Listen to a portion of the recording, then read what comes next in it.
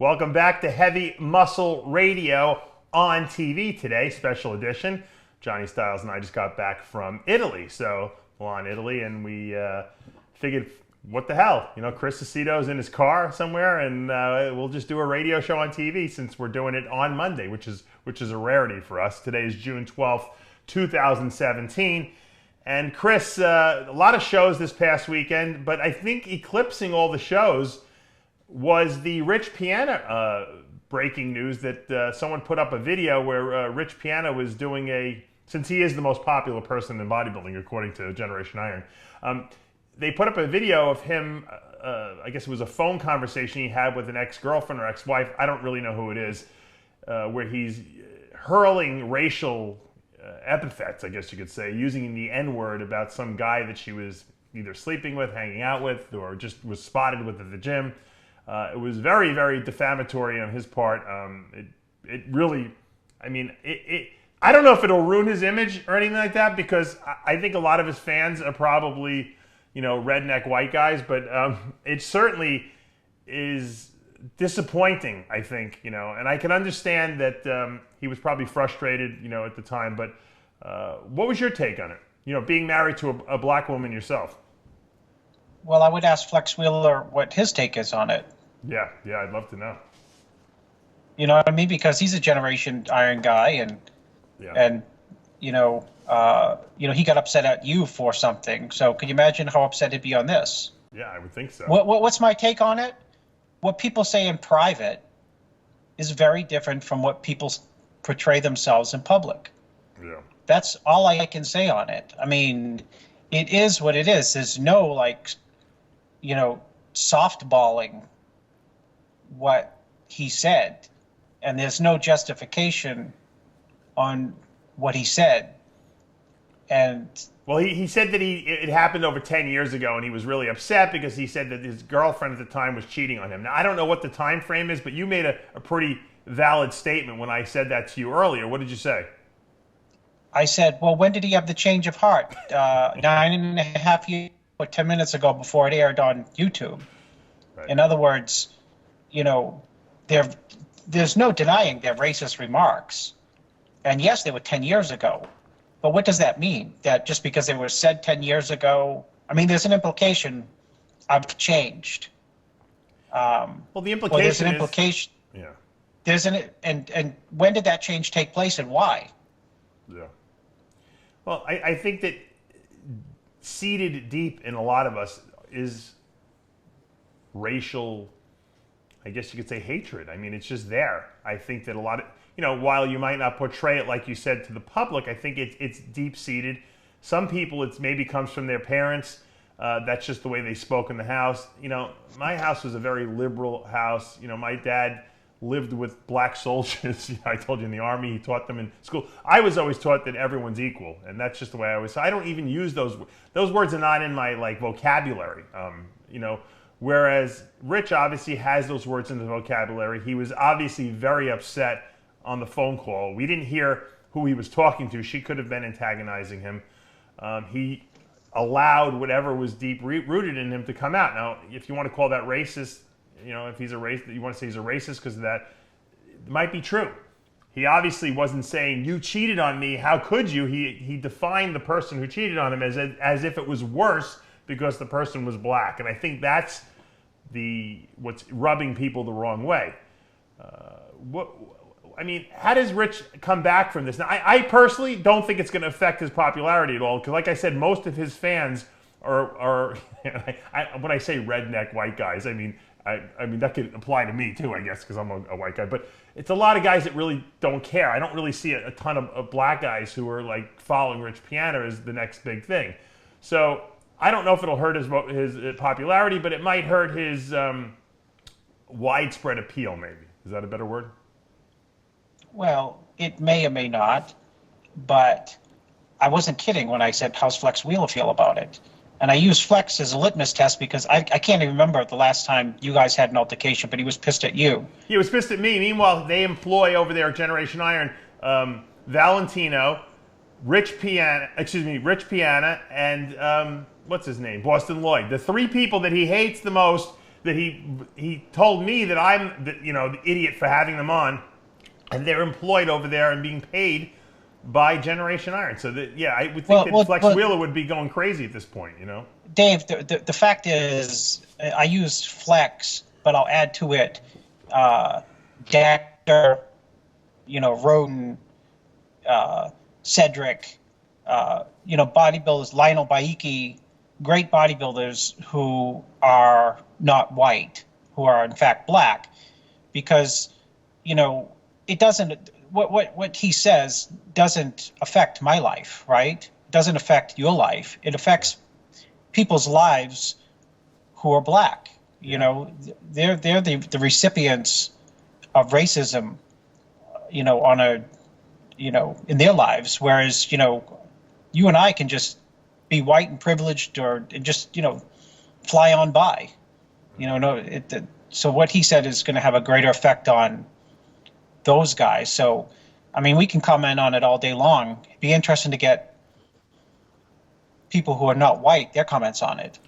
Right. Because they're the ones who it's most injurious to. Well, look what happened to Mel Gibson. I mean, this was a Mel Gibson-ish phone, message that was recorded. It wasn't, Mel Gibson went a little crazier than Rich Piana went, but if you remember the Mel Gibson, rant and raving lunacy thing he did with the ex-wife who recorded him as well, it did hurt his stock in Hollywood, I think, a lot.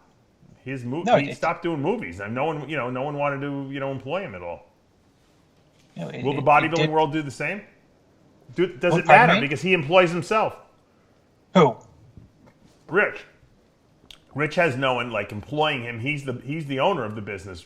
Will people continue to patronize and purchase his products and his T-shirts because of this, or will there be a boycott? I don't know. I say probably not. I think it'll probably blow over in a week or two. What do you think? This day and age, well, it depends on who's going to hold him accountable. If nobody holds him accountable, or who holds him accountable is his peers or people in the sport, people of color in the sport, not Dave Palumbo and Chris Aceto, because people don't, or his fans, because his fans may or may not care,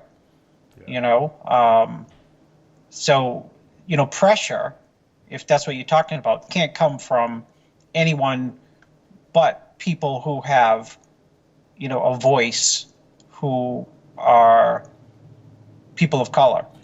Should people not buy his? If I was asking your opinion, just as a random person, would you recommend that people not purchase his products and patronize his thing, or do you believe in forgiveness? He did apologize. He put out an apology. Said it was 10 years ago. He said that he lost his mind. It was not appropriate, and that he's sorry. I mean, do you think that he deserves to be forgiven? Dave, I'm a big believer in second. My initial would say no. Let him suffer the consequences and don't buy his stuff. Absolutely. I hate racism, but I also believe in forgiveness too. It's just hard to figure out. That's why it's hard to figure out the sincerity of an apology, right? Yeah. It's easy to apologize when there's dollars and cents on the line. Right. So you don't know how to, judge that apology. But so it's a tough call, because I'm both ways. I'd hold a grudge, and I'd always forever remember in my mind, when someone makes racist remarks, I'd probably always remember that. But at the same time, people do make ridiculously stupid statements.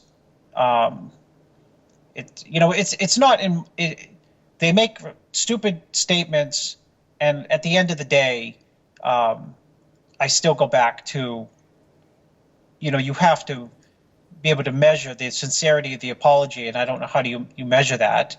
Of course, in this case, it was 10 minutes after the video was posted, so it's something that you would expect. Yeah. Well, but he did. You know what? I will say this, Dave. There's some seems like a little bit of authenticity to the apology, because he didn't fall into the truly racist stupidness of saying, I work with blacks. I grew up idolizing Flex Wheeler. Anything of that came out of his mouth, I would say he's a racist. And those, you know what I mean? An apology like that. People who are racist tend to bring up, like, I voted for Obama. Yeah. crazy things like that. Well, we don't see that many people who are, black guys or women working for him at his booth. So maybe we should, maybe it would be a benefit for him to maybe hire some to show that he is not racist. I don't know. I don't know what the answer is. You know what? I believe in forgiveness too. I think that he said it. Think he said it under duress. And once again, I think it was maybe the way he was raised or stuff that he, said when he was younger. I don't know. Just blurted out of his mouth because he was so enraged at what was going on with the relationship with his girlfriend. So I believe that people should be forgiven when it's not like there was 10 instances of this. And 5 black people came forward and said, yeah, he called me an N-word too, So I haven't seen that. So it seems like an isolated incident. We'll never know for sure. I don't think that Rich dislikes black people. I think he was just hurt emotionally at the time and unfortunately used, a derogatory, comment. Once again, who am I to judge? What if Arnold was caught on tape saying that about someone? Would you think people would forgive him? And he said, look, it was, a girlfriend broke up with. I mean, it only happened once. I'm sorry. What do you think would happen? I mean, I don't know, because I hate the hypotheticalness of it all, And you can defend Arnold right off the bat because, like down in South Africa when they had right? You heard the story about when they were in South Africa. No. And they were filming Pumping Iron, and they wanted to segregate the black guys from the white guys. Arnold said, then I'm not competing. Oh, we know Arnold's not a racist, but I was just giving you, for instance, what if he slipped up Well, what? The problem is, Dave, is, I'm always listening for litmus tests for just bigotry. And, I deal with a lot of people outside of bodybuilding all the time. And people will say, like, all her ideas were dumb. I have no problem when people say, she had dumb ideas. It just irks me when they say, and she's a woman. Right. Or, and she's fat. Right. Well, everyone forgave Trump, obviously, when he said that he likes to grab girls' pussies, right? Well, they love it. They make it easy for him. He's made more racist, overtones than anyone I know. So if he can be forgiven, then... Right. By his fans, then Rich Piana probably should run for senator. Well, he threw. I went to the Martin Luther King Museum while I was here in Atlanta like 4 days ago, and I forget who's the Atlanta rep, the senator. Man, he had his head beaten in Selma. He's still in the Senate. Really? Or in the Congress. I don't remember. Trump threw him under the bus during the election. That's pretty bad, yeah. That's pretty. Have you, I never asked you this before, but being married, to a black woman and having obviously interracial kids, have you ever encountered any racism? Oh my goodness, are you kidding me? Really? Are you kidding me? Are you kidding me? It's insane. I didn't know that. Like, give me an instance, for instance.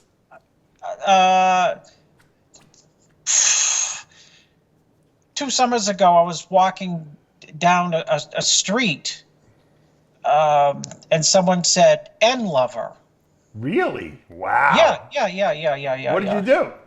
Huh? Did you become your father? I just kept on walking because sometimes I confront those people, but what are you gonna do? Like cut their tongue out? It's crazy. This is that racism still exists. How about this one? You're at a grocery store, and you're actually holding hands with your wife, who is black, standing like an inch from you. Yeah. And the guy behind the counter bringing you in thinks you are with the other white lady like 8 feet from you in the line.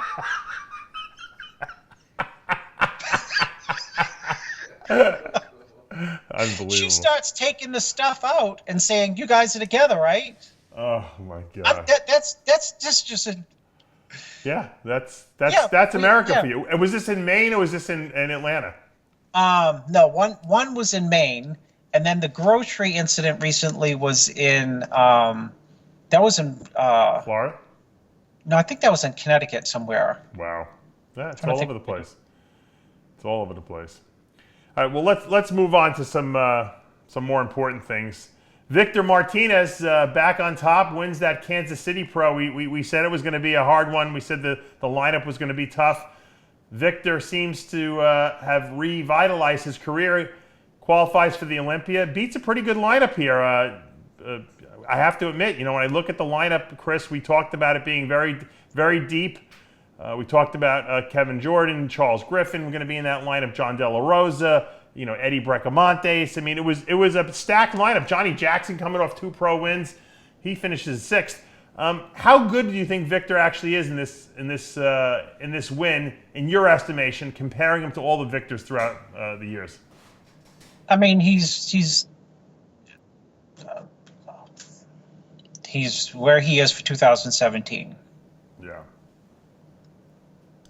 Did he deserve to win this? I mean, you could look at the lineup. We're looking at the top 3 here. Gerald Williams, who came off that win in California, probably the more conditioned guy in the lineup, not as big and as complete as Victor. Obviously, Charles Griffin, kind of like a blend between Victor and Gerald Williams. Victor, seems like he just has a more complete physique to me. Is that enough to win this in this lineup, do you think? I guess so. I mean, I looked at the pictures. The pictures are disaster because everyone looked like lightning peeled. Yeah. I mean, people look so hard, it's ridiculous. So it's hard to say what people look like. I can only make assumptions that his flow and roundness through the back. His roundness through the back is going to put him ahead of Williams easy. His arms and delts are going to put him ahead of Williams easy. So that means he's got to get by Griffin. And he's got, over Griffin more flow, Well, Griffin doesn't have the legs that I hate to say. You think Victor has never had great legs, but his legs are way better, I think, than Charles Griffin's. Griffin's got the great upper body. I think he's just not a complete his body yet, and Victor is. I'm very impressed. I'm going to tell you with Victor because Victor's in his 40s now. You would think with all the things that happened to him, torn patella tendon, being in jail, just terrible shit happened. He broke his arm, that arm wrestling incident. You would think he would never be able to come back to where he is now. And you know what? He looks pretty damn good for where he is. He doesn't have that small waist he did, 10 years ago, but he's pretty damn good and complete. The crap that he's been through in the last 10 years, 8 years, 6 years, it's, most people would have just quit, been doing crack somewhere. Seriously. No, true. It's just, broken arm, jail, jail over nothingness, really. Yeah. You know what I mean? It's not like, he ran someone over and he's in jail. He's coming back into the country after a win and, didn't renew his green card. Well, think about it. He went to jail, but he lost that time of training, the stress of it all, the money factor. He did a show with you, all the money he spent on arms and injuries and lawyers, and here he is, right back. It's unbelievable when you think about it, what he has been able to accomplish. Given the fact that he's been, there's his trainer, Victor Munoz, who, by the way, has double shoulder replacements. So that's my hero right now. But Victor looks fucking good. I got to tell you, look, could he be harder? Yeah, he could, but I think he beat a lineup of guys that were not that complete. Think about it. Johnny Jackson I didn't see the pictures of Johnny Jackson. I don't know if Johnny can pull him up. My Johnny can pull him up. But he had to settle for 6th place here. Here's a guy who just won 2 pro shows. So obviously, this is a much tougher lineup than we saw in South Africa and we saw in Toronto. Having said that, how does Victor do, you think, once he gets to the Olympia? It's same as last year. Yeah. Because you got to go by, look at the top 6. Watch this, Dave. Victor Rowley. You know what I mean? It's like pounds and pounds of muscle versus, Victor's very, very good, but it's almost like, the Olympia is just, he would have to be beyond spot on, peeled out of his mind to move up higher than really where he's been the last 2 years, I think. Yeah. Because we're looking at, I think, his legs are good, but like, then you think of like the lineup at the Olympia's legs. And if you right, we got to think of like Bonak's legs on the side chest versus Victor's. They're wacky. Victor doesn't have the conditioning. But I'm looking at a picture of Johnny Jackson here, who looks pretty okay. I mean, now what happened, Dave? I'll tell you what happened in that show. Because I had Eddie Bracamontes in the show, which pissed me off. He was in the first call out of 6. And then he finished 8th. Yeah. That means they left Johnny out and they left Kevin Jordan out. So he's not in the first call out. And then they put the top 3 back, and then they have Johnny join the lineup and Kevin join the lineup. And they both end up beating Eddie. Right. Which is, how that goes, right? Well, I mean, they move people around too. That's what comparisons are for. But I mean, let me tell you about Johnny Jackson. He's either going to get 6th here, which he did, right, or 1st. Right. Because this judging panel obviously knocked him down on his legs, because look at the pictures of him. He still looks crazy.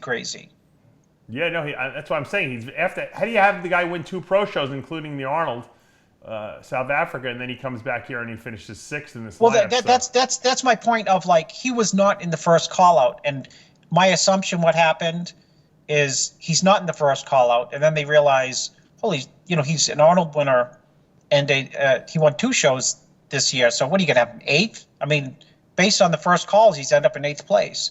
So they move him up to 6th. But the reality is, I mean, look at the pictures. Yes, his legs they're Johnny's legs. I mean, they look the exact same as they did in Toronto. And I mean, it's not like they're smaller than 2 weeks ago and 5 weeks ago. And he's the same. His density is unbelievable. Yeah, he looks the same to me. That's what I mean. So he's either 1st or 6th. So they marked him. This panel marked him way down on legs. Yeah. I thought Eddie Bracamontes looked really good from the pictures that Johnny's been putting up on the screen. He looked ridiculous. Look at in the top 6 call out. Go through the placings, and he arguably could have been higher. He's better than he was in California, but at the end of the day, he's just got to,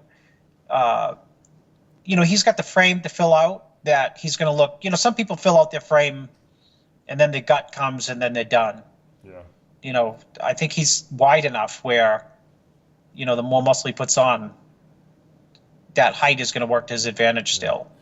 What about, let's talk about 4th place John De La Rosa, who almost won the New York Pro. It was a split decision between him and Sergio Oliva.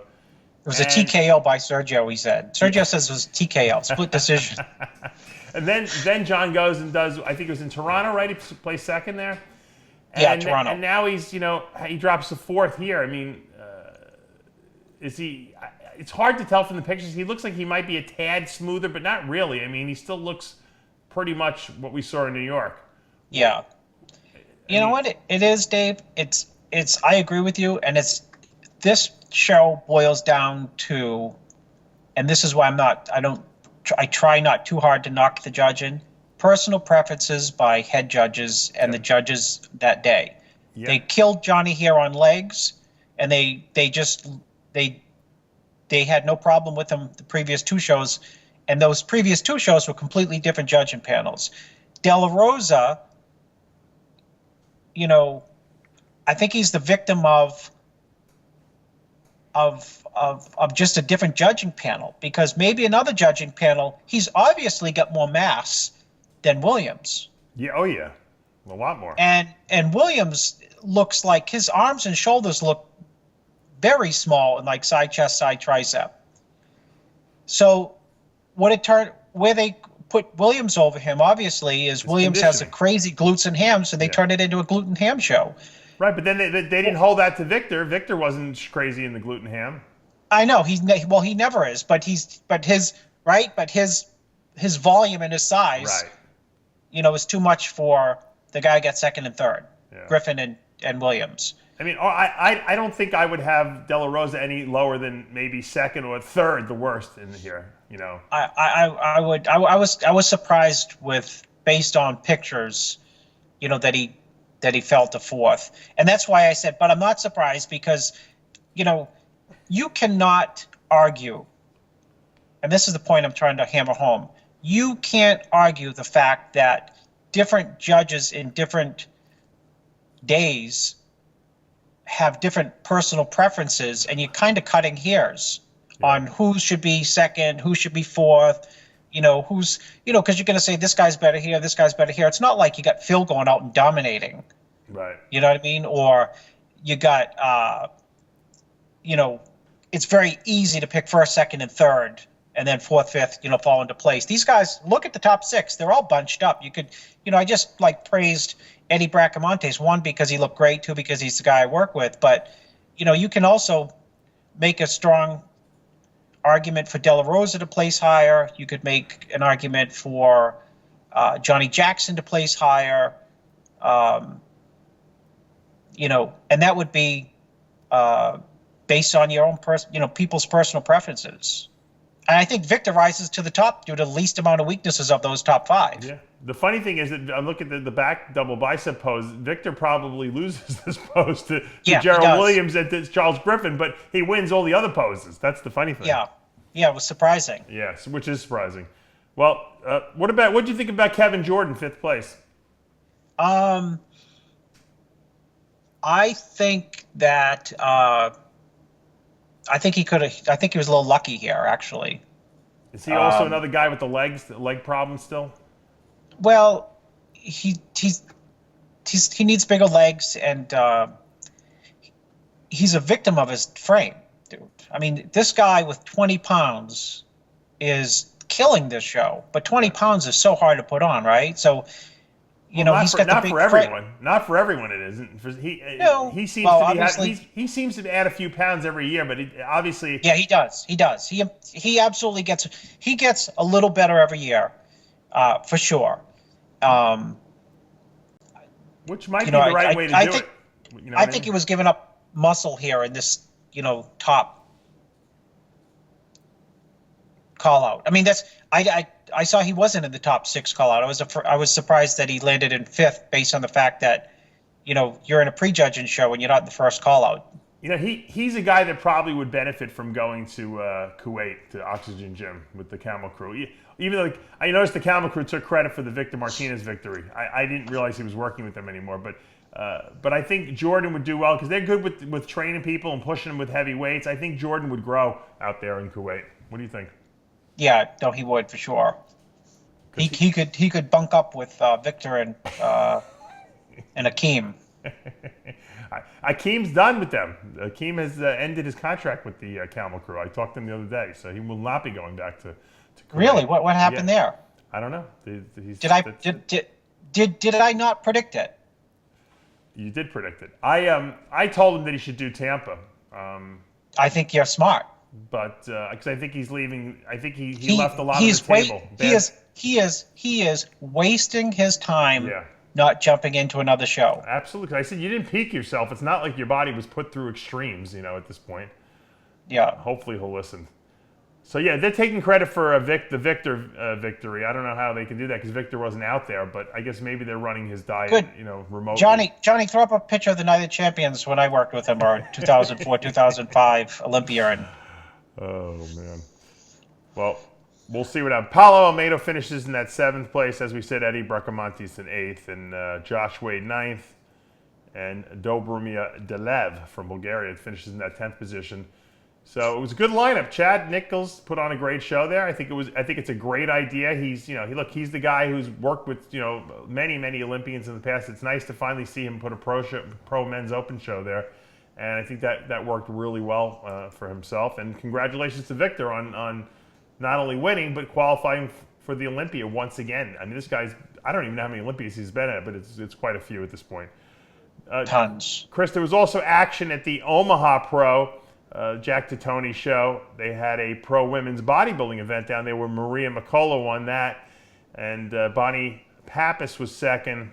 and Kimberly McGuire was third. You know, a lot of people are like asking me to talk about women's bodybuilding and what I think about the judging, because you know there's been shows week to week to week, and they've changed. I know there was who won the Puerto Rico show, Johnny, last week?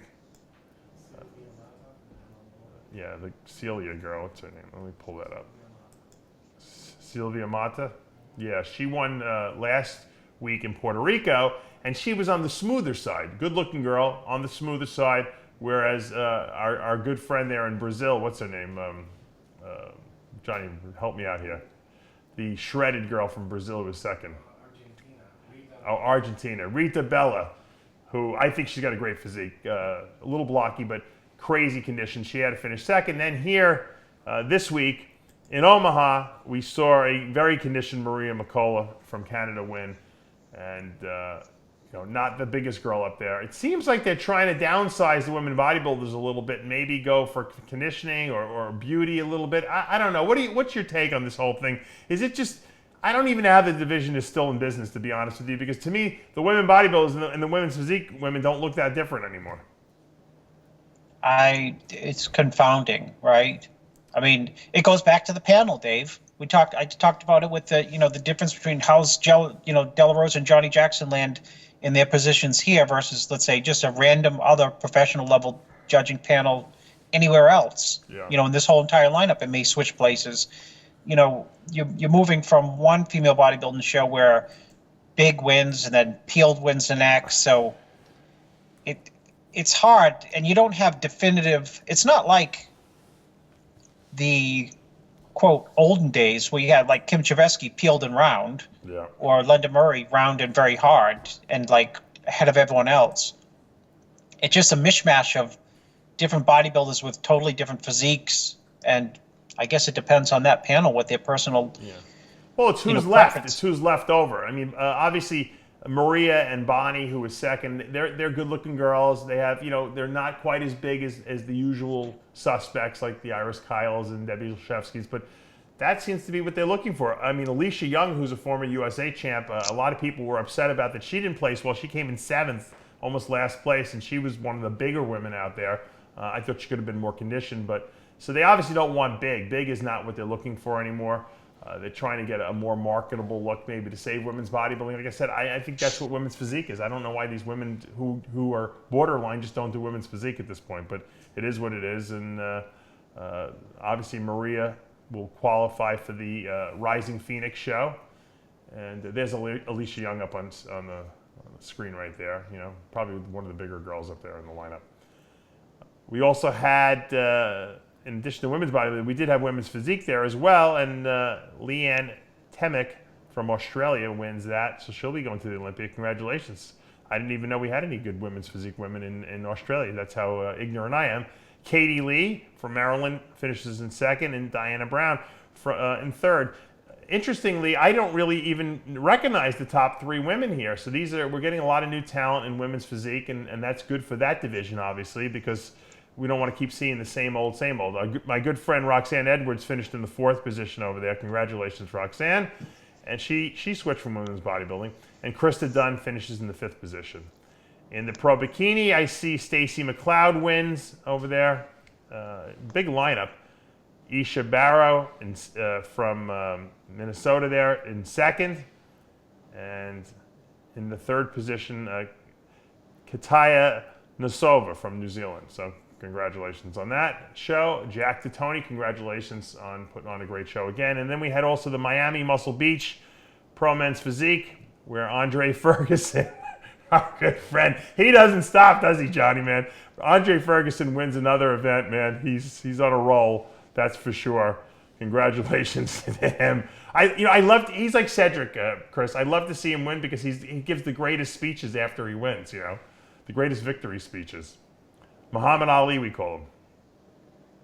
I haven't even heard one of his speeches. I'm missing them. No, you've heard. Go listen to some of the live interviews I've done with him. He's the greatest promoter of himself of anyone I know, and he's from New York too, so can't beat that bad. Diogo Montenegro from Brazil finishes in 2nd there, and Gerardo Gabriel finishes in the 3rd position. In the pro fitness, Ariel Kadar, our good friend, wins another one. She'll qualify for the Olympia. see her there. Allison Ethier finishes in the second position, and Darina Wilson, who won, what was it, 2 weeks ago, she finishes in the third position. Love to see Ariel Kadar back in the winner's circle. And then they had a bikini event down there as well. And Cristina Pajares from from Spain wins that. Diana Solomon comes in second. Romina Basualdo, who now no longer is from, I see she's no longer from Argentina. She now hails from Hallandale Beach, Florida. Finishes in the third position.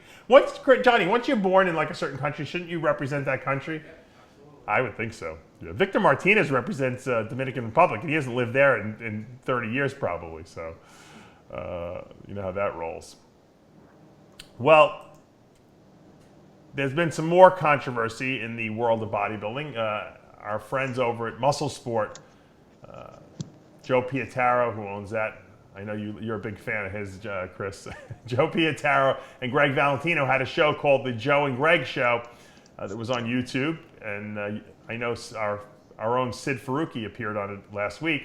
Anyway, evidently Greg and Joe are I guess got into an argument or something like that, and Joe fired Greg. So Greg is no longer working for Musclesport. I wonder if it was over a racist comment. What are you hearing? I don't know. Maybe Joe called him the N-word. I don't know, even though Greg's not black. Maybe called him what are they called? Oh, they used to call when my father. That's right. When my father first came, my grandparents, they used to call them WAPs. WAPOs, yeah. Yeah. Yep. You know what WAP stands for? No. Without papers. Oh, I didn't know that. Really? There you go. I learned something new. Greg actually put out a video that he's no longer with Musclesport. I don't know. Did you watch that, Johnny? Did he give any information why he's not there, other than they got into an argument? They don't see eye to eye. All right. Well, maybe we'll get Greg on for an interview. Maybe we'll get Greg and Joe on for Iron Debate to debate over a one-topic debate. It's possible. You never know. It's a 1-minute video. Should we play it? All right. Johnny's going to play the video. Let's see what Greg has to say. Yeah, play it. It's only 1 minute. Listen, this is just an announcement from me. I'm no longer with Musclesport Mag. So I'm sitting outside enjoying a nice day. I have no hard feelings towards Musclesport Mag. I helped build that company, but I don't agree with the direction that we're going in, and Joe doesn't agree with my ideas, and right now we just don't agree. So it's best I go my own way. We start filming Generation Iron 3, Season 3. In another couple weeks. I've got a few other things brewing as well. This is just a new beginning for me. I don't expect my supporters to stop reading Musclesport Mag or following Musclesport Mag. The magazine, I'll always love it. It's in my heart. I helped build that magazine without a doubt. There will be no bashing by me. So I just wanted to say thanks for always supporting me, all of you. I love you all. You're my momos, but you really got to stop fucking around. One of the statements that stuck out, I know you probably heard it too, is that Greg has been signed for a third season with Generation Iron, that Flex Wheeler is the executive vice president of. And Greg was one of the people who made fun of Flex on our Iron Debate show, obviously jokingly, but Flex was ready to fight me over the fact that he did that. And somehow Greg got signed for season 3. Imagine that, Chris. Well, because Greg, Generation Iron needs a Greg because it brings comedic relief. He has a... Well, that's why I had him on the show, but Flex got pissed off at me because he didn't like that Greg made fun of him. Listen, what Greg brings to the table when we have him on our show or your show or RxMuscle, satire. Of course. The funniest line on earth that I literally, people use that saying, oh, I literally almost choked, and I almost did, was when he was making fun of Flex and comparing him coming back to classic physique as Derek Jeter playing, police athletic league softball and calling up his buddies and saying, I hit 5 home runs. Yeah, right. Well, but his delivery and the way, because obviously Greg and we did say in that show, we start out the show by saying Flex Wheeler he has to be one of the top 5 greatest bodybuilders. Oh yeah, of all time, if not top, has to be top 5. Absolutely, I agree with you. But did you see the picture recently? Did you see the picture of him recently that was put up? I did. With Dorian Yates? Yeah, I did. A lot of people are ripping him for that picture, saying that Why? Well, they're saying he has no forearms, his arms don't look real. I don't know. There's been a lot of things that people have been saying about him. Well, I mean, I can put up pictures of people I'm helping 14 weeks out, and people would laugh at how fat they are. Yeah, so exactly. I don't think he looks that bad, but who knows? But the question, I guess, is can he do damage at the classic physique Olympia against guys like Arash and what's his name, the Breon Ansley, and some of the other superstars of that division, Chris Bumstead from Canada. I mean, I'd be nervous if I were Flex, but Flex is, he has he believes in himself. Obviously, he definitely has put a lot of muscle on since he started this comeback. I mean, he looks big. I mean, when you see him training in the gym, we're watching some lap pull downs. He's got muscle on his body. Guys can say whatever they want about him. He's 52 years old, and the guy has definitely added back quite a bit of muscle. Like Levrone, unfortunately, we haven't seen his legs, and that's what I'm concerned about. Yeah, well, it's about legs, but it's also about skin tone. I mean, his skin is good. His skin looks good to me. He looks like he's about 20 years old, his skin, but does he have enough leg mass to balance that upper body? That's the question. Well, all he needs is good leg development with he had at times the ideal looking legs as far as I'm concerned. I mean, when he won the 96, people don't talk about it, but it was either 95 or 96 when he won the New York Pro. The leg separation, it just looks like legs should look like. You know what I mean? They look like deep separated and the right amount of, inner head, the right amount of outer head. They're not overdeveloped in any one area. Right. Both legs are super separated. So, I mean, I don't think it's mass as much as it is having deep separation and not having them be flat. Well, we'll have to see. Of course. Who's going to be the number one commentator on his prep as he gets ready? Because he's works with Chad, of course. Of course, yeah. No, but who's going to be the number one guy to talk bad about him? Oh, Sean Reddy, think? Of course. Yeah. Of course. Well, it's easy to say he's going to fail because he's 52 and be right. But if you're wrong, you're gonna, he's gonna have the last laugh. So we'll have to see. Guys, we got to take a commercial break, Chris. When we come back, I want to talk about the Kevin Levrone interview I did last week and what he said about Flex. And I asked him if we'd ever see a Flex Wheeler Kevin Levrone showdown, maybe in 2018, and I'll tell you what Kevin said when we come back from the break. So guys, stay tuned. Don't go anywhere. We'll see you in 2 minutes. A legendary name in hardcore supplementation. Iron Mag Labs. 100% original, patent pending andro compounds. The most effective hardcore, groundbreaking bodybuilding supplements in the world.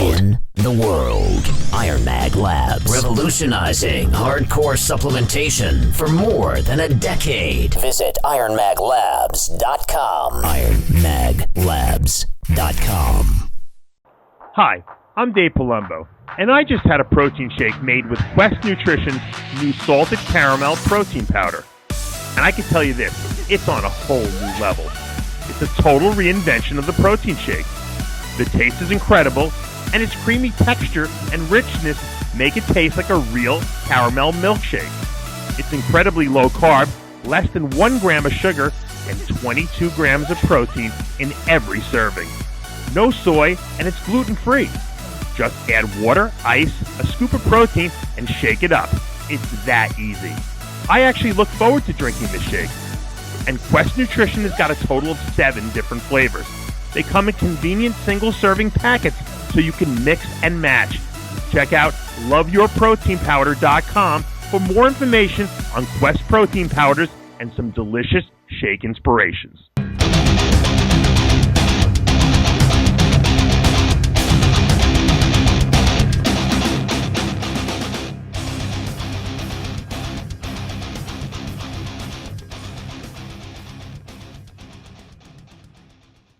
All right, welcome back to Heavy Muscle Radio on TV today. And I want to just say, let me close the screen for a second.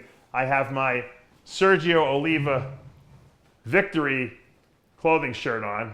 He was nice enough to give me one of these. I love it. I think it actually matches our RxMuscle backdrop there.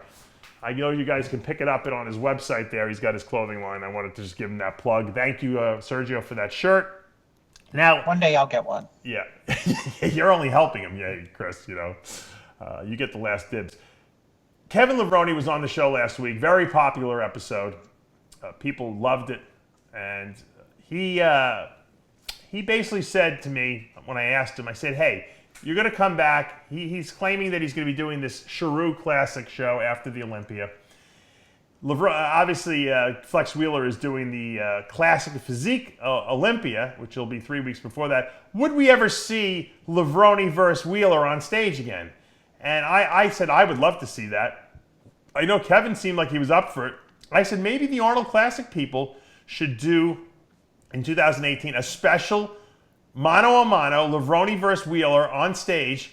This way we get rid of all the young guys. We just want to see those two guys battling it out like they did at the Arnold Classic in '96, where Levrone narrowly beat Wheeler. I'd love to see a rematch of that. Wouldn't you think that would make the entire Arnold Classic weekend if we can manage to do that? Well, to be fair, because I was at that show, we'd have to bring in John Pierre Fuchs and make sure he doesn't cut his salt the last 3 days. I would love to see it on stage. My suggestion was to make a winner-take-all purse, like 25, 30 grand. Because, Flex will do anything for money, and I don't blame him at this point. Might as well cash in. And Levrone can certainly use the money too, I'm sure. Get Levrone and Wheeler up there, winner take all, and do a pose down. There's no weight classes, nothing. You come in any way you want, And if that ever did happen, Chris, who do you think would win at this point at their 52-year-old mark of their life?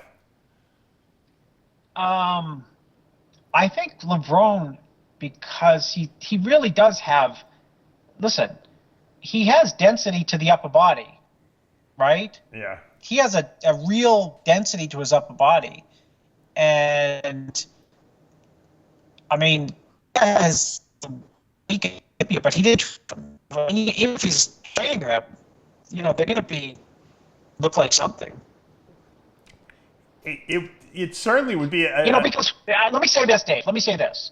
And the reason I say that is because he's got density, which is kind of surprising at his age, right? Yeah. I just listed him as top 5 bodybuilders of all time. But in his youth, and the key word is youth, he had the crazy lines that made him look way bigger than he is. And the lines are not going to come back at 50. Whereas Levrone's density is back. It really is. If you look at his upper body in pictures, it's back. Yeah. But I think Flex was a master of illusion, right? Exactly. Yeah. 215, 218, 222, that's his, ideal body weight. But that's dehydrated down like he used to. So where he was, super round on that frame. And, maybe 15, 20 years ago, his waist is, smaller than it is, let's say, today. So, everyone's waist gets wider. That's just how the body changes. So Wheeler's waist looks really small. I understand you. Wheeler's waist looks really small. I've seen some YouTube stuff or Facebook and Instagram stuff of him. His midsection looks phenomenal. And you got to remember, this is a guy who has a kidney transplant, so they cut into that abdomen, and I don't even see the incision. So, he really, his waistline is very impressive to me. So I'd love to see that. I'd love to see that battle. Whether it ever happens or not is who knows, anyone's guess. Let me talk a little bit about Johnny and I were in Italy this past weekend. As you know, we flew into Milan. We stayed in Iseo, which is a lake town. Beautiful. They had us in Yamamoto put us up in a terrific hotel there. They even let me drive the 600 horsepower Maserati a little bit around town. So that was kind of cool. Johnny's got the picture of it. That was the owner's car. And we basically filmed at the headquarters, the Yamamoto headquarters, the entire, all day Friday, essentially. I interviewed all the chemist there who does all the formulations. We took a tour of the factory, because a lot of people don't realize that not only is Yamamoto's a relatively new nutrition company, but the IAF store is their distribution channel. It's kind of like bodybuilding.com over there in Europe. And they sell an enormous amount of product. They had 9 warehouses there when we got there. And there's stuff off-premise too. And we toured one of them. But they distribute every brand, including my brand there, which was kind of cool to see. And we, of course, you can see in the picture, we were there with Rosetta Mortati and her husband, Ali Savi, our good friends, and the whole Yamamoto crew. And there's Thomas Benogli in the back with his Harley Davidson jacket on. He actually had a really nice Harley that I actually sat on as well. I was too chicken to drive it around because I didn't want to kill myself, which was probably a very good move considering I'll be getting a shoulder surgery in a couple weeks. And we went to Thomas Benogli's gym on Saturday. Now, ironically enough, when we used to do a lot of stories on Benogli back in the day on Muscle in the Morning, and I never thought we'd actually, meet Benogli and actually become friends with him, but we hung out. He has some hell of a gym over there. He imported all of his equipment from the U.S. From the outside, it looks like a shack. It looks like an apartment building, like a little with a fire escape you have to walk up to get in there. The most hardcore you've ever seen. Inside, it's amazing. Not only does he have great equipment, he has a posing room that's the best posing room that I've ever seen. It's better than Gold's Gym Venice. He has video cameras in there so you can videotape yourself while you're posing. The lighting is perfect in there. He even built himself a little secret room behind the front desk where he's got a bed in there, a huge king-size bed. He's got a full kitchen in there. So if he wants to cook for himself and hang out, he could actually live there if he really wanted to. I think he did for a while. Terrific, terrific gym. We filmed Ali Savi there. I know Johnny filmed a few of the other Yamamoto people as well. So we had a really, really good time. Hey, there's a picture of Ali. He'll be doing the Masters division at the Team Universe in 3 weeks. So he was diving the whole time. I felt bad for him because we went to all these amazing dinners. Look, I've been to Europe a lot. I know you too, Chris. Italy has good food. Not only do they have good food, they have great food. And the Italian food in Italy is better than the Italian food in the U.S. And I can't it's not say even that, comparable. Not even comparable. Right? I mean, there's a picture of me eating pizza there. People think I don't eat pizza. Since I've had a son, I eat pizza all the time.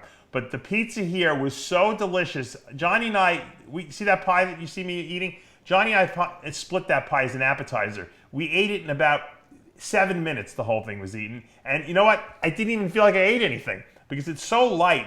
All the cheese is homemade there. The dough is homemade. The sauce is homemade. Everything's freshly made. You're going to see some videos that Johnny's going to put up from this past weekend in a restaurant we went to. I think it was called Cafe Gina. And we had the Italians eat 7 courses. They eat the first course is the antipasto or the appetizer.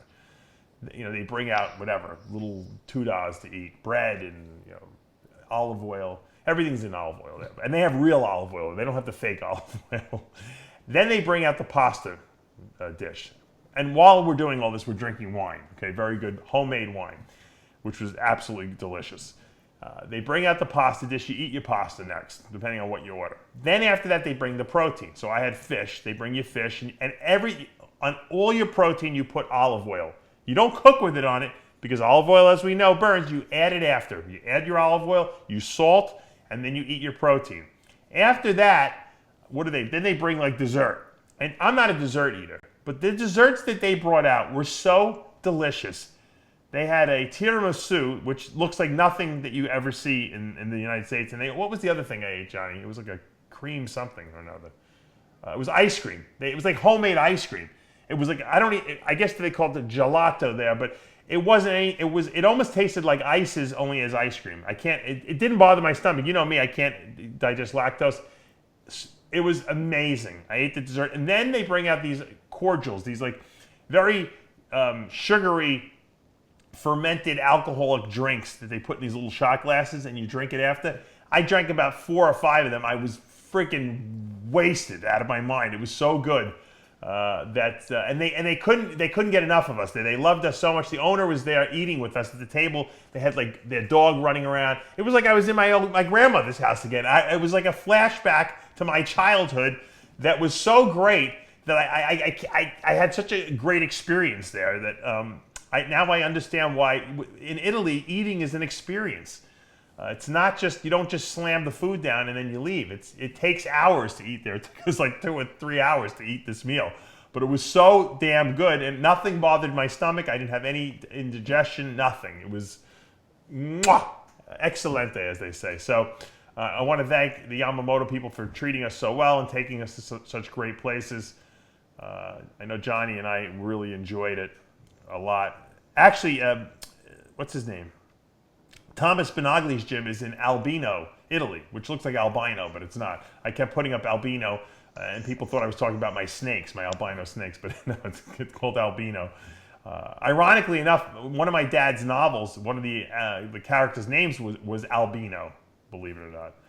And so I don't know if that was a meaningful coincidence or what, but thank you, Thomas Benagli, for opening your arms to your gym, and of course Yamamoto Nutrition, thank you for bringing us in, and we're going to have some great videos up about that. Yamamoto will also be the title sponsor of our Olympia coverage and of our Arnold Europe coverage. They're going to have a huge presence at both of those. So, Chris, you'll be out there doing your interviews like you did last year. Where'd you slip that in? You like when I slipped that in? Yeah, I'm not traveling nowhere. You have to. I'm going to tell your wife, you have to go. I just had the opportunity to go somewhere. It's really fun. Me and my wife, and I just, bodybuilding related. I said, I'm not even going. Yeah. I don't blame you. This will probably be my last trip for a while because, like I said, I'm getting my shoulder operated on and replaced, I should say, July 10th. So that's going to put me out of commission for probably a month or so. I would say at least 8 weeks, 6 to 8 weeks in a sling. And I don't know. I really have no idea what to expect from the rehab after that. I've talked to a few people who've had it done. Everyone gives me a different answer. So I think people are afraid to talk about it. I know Ed Pariso, who I mentioned last week on the show, who was battling cancer. He had his surgery this past week. They removed the 2 masses that were in his abdomen successfully. They also removed his bladder, his prostate, and part of his intestine. So right now he has a colostomy bag and he has a bag for his urine. Obviously, he's happy to be alive. Very brave thing that he went through. I don't know if I could have done it. So we want to wish him a speedy recovery. I'm sure we'll be seeing him at some shows in the next couple months as he recovers from the surgery and overcomes this terrible thing that happened to him. Something really crazy happened in the reptile world. One of the top reptile breeders, Chris, this guy Ben Rennick, he's only 29 years old. Someone broke in. They don't really know what happened. Someone broke into his house and they shot him and killed him. Just horrendous. I mean, what's this? I can't even believe this world is for real. I mean, people are just nuts. So many young, promising people, just disappearing. Which just leads me to believe, that you really have to embrace life with everything you got because you don't know when your last day might be.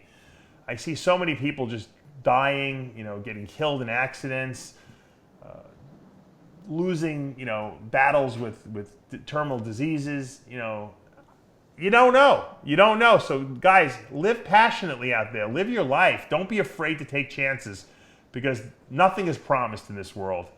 And, I really envy and I feel compassion for people that go through these terrible things. And that's why when I have to get a shoulder replacement or I say to myself, there's always someone worse off than I am, and that really helps, motivate me, and keep me focused on what the goal at hand is, Yeah, no, of course. I mean, there's people living in war-torn countries today. People starving today. Yeah. There's people. They don't know where the next meal's coming from. Everything's perspective, right? If you can put things into perspective. If you can put things that are supposed to be negatives into perspective, or even learn from negatives and move forward, your life's going to be a heck of a lot better than if you just dwell on, triple shoulder replacement. There's people with no arms and no legs. So, that's how I always think too. Oh, absolutely. I'm a big believer of that. Now, this weekend coming up, ironically enough, is Ed and Betty Pariso's Dallas Europa show. I believe it's the Dallas Europa. Yes. The Dallas Europa show, which was the first one they held. It used to be called, do you remember what it used to be called the first year they held a pro show there? Let's see.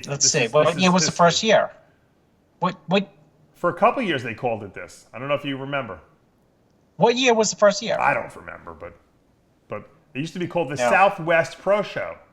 Oh yeah. That was They had that way. That was way back. That turned into the Dallas Europa Super Show, and now they call this the Europa Games Dallas. So that'll be this coming Saturday and Sunday. The competitor list is up at ifbbpro.com. They have They don't have a men's open. They got a 212 class that's stacked deep. Looking at the list, I see our old friend Lorenzo Jones on that list. Tricky Jackson. Sean Clarita looking for the win. Kane Bishop from Enhanced Muscle. Ahmad from Sweden. I know Ahmad is working with the Camel Crew now, right? Yeah, I believe so. Yeah. Kang Young Yuang is also coming from South Korea. Watch out for him. Kevin O'Fura making his comeback to the stage. So it should be a really good show out in Dallas. So I know Ed probably won't be there, or maybe he will. Who knows? Because it's local for him, but I'm sure he's going to be recovering. Best of luck out there running that show. It's always a classic. I used to go to that all the time. I just can't go to all these shows anymore. Obviously, we have to limit our travel with family and all that type of stuff as it comes up. But what are you doing in Atlanta? Are you visiting your family down there? I'm visiting my in-laws, but I'm leaving today. Oh. Johnny just put up a video of a big Ramy from this past week posing. He looks like, what is he, 250 they're saying here? 250. I mean 350, excuse me. 380. 380. He looks very big. We know they do big well over there in Kuwait. Will he be in shape for the Olympia? That's the question. That is the question. Ramy is, I'll say one thing for Ramy. Ramy can hold a lot of muscle and still look pretty aesthetic. Not many guys can do that. I've seen a lot of guys in the 300s that just look terrible. He really holds the hot, mid 300s very well. You have to admit. Yeah, no, he does. Which just tells you what a genetic freak he is. Yes, he is. But the question is, Chris, if he has to go from 350 down to 285 to get in shape, is that necessarily productive? I don't know. Well, maybe they'll bring him in at 345. Do you think Ramy will be in shape for the Olympia? We're calling you the new Swami. He's been in shape at one Olympia. Say that one more time. He's been in shape at one Olympia. Well, we knew he was in shape last Olympia, but what do you think about this Olympia? Well, what's that mean? Well, I don't know. Maybe he'll do 2 in a row. I mean, he's not working with you, but maybe they figured it out.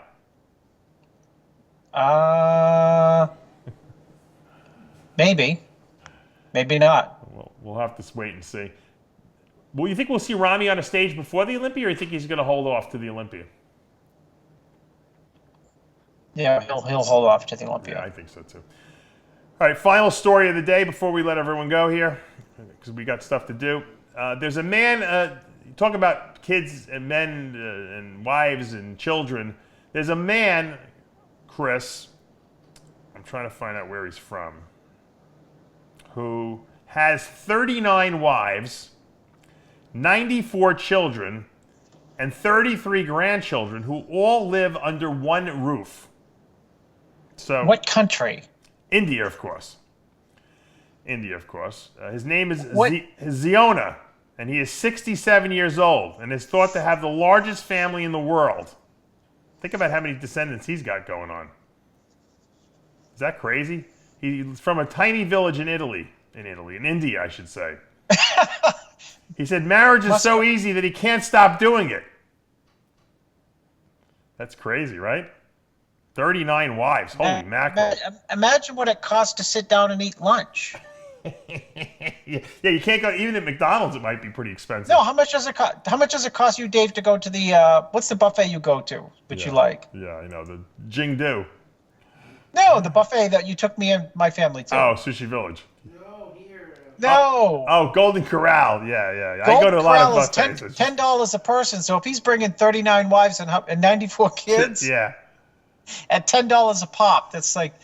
There's a great picture of him with the whole family. The fact that he still can stand upright is amazing with all that fucking. Well, can you imagine? Look, I love my wife more than anything in the world. But it's tough to be married because you have a lot going on in your life. Can you imagine dealing with 39 wives? He obviously has no need for Dave Palumbo's pregnancy protocol. No, obviously not. He might have his own protocol that he might give out. Do you think that his wife lets him go to the Olympia every year? Which one? One of them must, I guess. Unbelievable, right? It's crazy. Yeah, it is unbelievable. He must, people don't have money in India. How do you support, 39 wives, and all those kids, 94 children? I don't know. Susie Orman should have him on her show. Maybe we could get him on. I wonder if he speaks English. If not, maybe Sid. Wouldn't that be great to have him on the show, Dave? Maybe Sid could translate. I got to tell Sid. Go contact this guy, Ziona from Italy. I keep saying Italy. I got Italy on the brain. It's India. You know what I love about Italy? You got that. Everywhere you drive in Italy, there's freaking grape vineyards everywhere. I mean, Johnny and I had like a 2-hour ride from the airport to the hotel. Literally miles and miles of grape vineyards. It's just crazy. Everyone grows grapes. Matter of fact, Ali Savi's father makes his own wine, has his own little grape vineyard on his property. It's crazy, right? Yeah, I would definitely do that. I wonder if you can grow grapes, and I got to find out what grapes you can grow in here in Florida. I'm going to set up a vineyard. That's it. I'm making my own wine. I'm intent. That's going to be my new hobby. Oh God! Yep. You hear that, Johnny? Another hobby. Snakes, the wine, the Dave Palumbo experience. You're gonna see me like the Godfather with a pair of scissors cutting grapes from the grapevine. Because I asked Ali, I said, Ali, how do they harvest all these grapes? He's like, they got machines. I'm like, your dad's got a machine? He goes, no, my dad does it with scissors. He cuts all the grapes off himself. I'm like, that would be me. So when I'm like 80, I got to start growing the grapes now because it's going to take at least 10 years to probably get some good. Well, all those people who buy the canola oil from you or the macadamia oil. What oil do you sell? Is it macadamia nut oil? The Mac oil and the fiber people definitely buy the wine for the polyphenols. That's right. Yeah, I probably could sell it to Bleckman too. I don't like Dave a lot, but he's got great wine. Very good, very high in polyphenolics. Vino Viagra. Who loves wine more than Bleckman? No, I will say one thing. He's got a good taste for wine, and he taught me a lot about wine, so I got to give him props where props are due. Well, Chris, enjoy your flight back from Atlanta. Johnny and I just flew back from Atlanta the other day. Coming back from Italy, we connected through Atlanta. I hate that airport; it's just too freaking big. But there is some logic to it, so I'm starting to get used to it. And I guess we'll see what happens next week at the Dallas Europa Super Show. We got a lot of stuff coming up over the next couple weeks. We have the Masters Nationals, the Team Universe. We got the USA Championship. So we're in the heart of the contest season here, and I think we're going to see a lot of new champions crowned, Chris, and hopefully that's going to raise the level of excitement for both the pro ranks and the amateur ranks. So we'll see. To me, one of two of my favorite shows of the year, believe it or not, are the USA and the Nationals, because I love to see who the new amateur champions are going to be. That to me is more exciting sometimes than the pro shows, because we already know all the guys in the pro shows. You never know who's going to crawl out of the woodwork at the USA. I got a couple guys in the race there. I know you got a couple guys in that race. Who will win? We don't know, but that's what makes it exciting. Chris, like I said, give my regards to your wife. Don't call her the N-word, whatever you do, because it might have ramifications on how people feel about you. No. Classic. We have no risk of that. No. There's never any loss of drama in our industry between the Rich Piana, racist remarks, Greg Valentino leaving Musclesport USA, or I shouldn't say it's a Musclesport USA, Musclesport magazine, and all the drama that has unfolded at the pro shows this past weekend. Hey, that's what we love about the industry. It's always changing, and it will always will. And on that note, we're out of time. Until next week, remember, with Heavy Muscle Radio, the truth hurts. Good night, everyone.